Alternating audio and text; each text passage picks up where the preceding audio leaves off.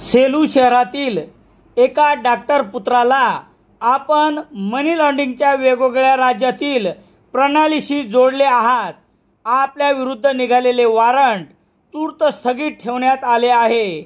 आम्ही पोलीस आहोत अशी बतावणी करत तुम्हाला काही होणार नाही असे म्हणत विश्वास संपादन करून एका डॉक्टर पुत्राशी 17,38,098 रुपयाची फसवणूक करण्यात आली आहे.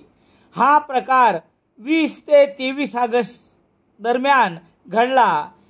सदर प्रकरणी 29 ऑगस्ट रोजी रात्री 10 वाजता गुन्हा रजिस्टर नंबर 441/2024 कलम 318(4) भारतीय न्याय संहिता अन्वये अज्ञातावर सेलू पोलिसात फसवणुकीचा गुन्हा दाखल करण्यात आला आहे. सेलू शहरातील पारिक कॉलनी येथील रहिवासी डॉक्टर नंदलाल कुंदनानी यांचा मुलगा प्रतीक नंदलाल कुंदनानी यांनी तक्रार दिली आहे. 20 ऑगस्टच्या दुपारी त्यांना अज्ञाताने फोन केला. तुमचे पार्सल इराण येथील सीमा शुल्क विभागाने पकडले आहे. आपण मुंबई क्राईम ब्रँचकडे तक्रार करा असे म्हणत ऑनलाईन कॉल जोडून दिला.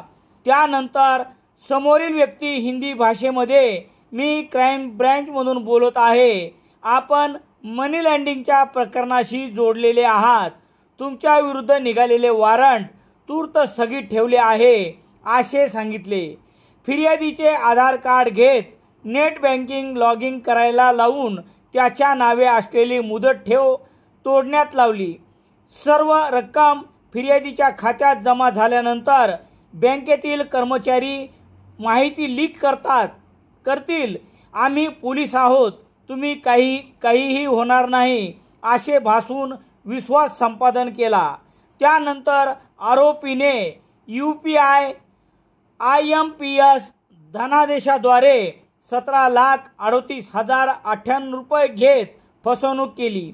आपली फसवणूक झाल्याचे लक्षात आल्यानंतर डॉक्टर पुत्र प्रतीक कुंदनानी आणि इतरांनी मिळून जिल्हा पोलीस अधीक्षक परदेशी यांची भेट घेतल्यानंतर सेलू पोलीस ठाण्यात गुन्हा दाखल करण्यात आला आहे.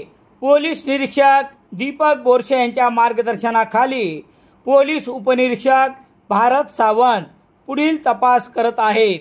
या प्रकरणाने शहरात एकच खळबळ उडाली आहे.